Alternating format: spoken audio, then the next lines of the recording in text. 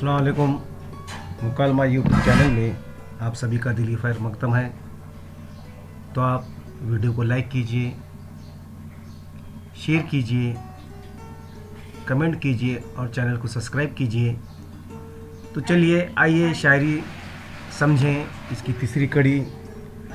कुछ शेरों में जोश किस तरह होता है और जोश के मुतालिक क्या शेरी इस्तिलाहें हैं, आज हम जानेंगे। जोश से मुराद शायर की वो अंदरूनी कैफियत है जो किसी शय, जज्बात या ख़याल से बेइंतहा मुतासिर होने के सबब उस शय, जज्बा व ख़याल को अल्फाज में ज़ाहिर करने के लिए शायर को बेताब व मजबूर करती है। शायर फ़न पारे की तख्लीक के लिए अपने अंदर दरिया के उबाल की सी कैफियत महसूस करने लगता है। गोया जोश एक तख्लीकी उमंग है। तो देखिए उसके लिए कुछ मिसाल।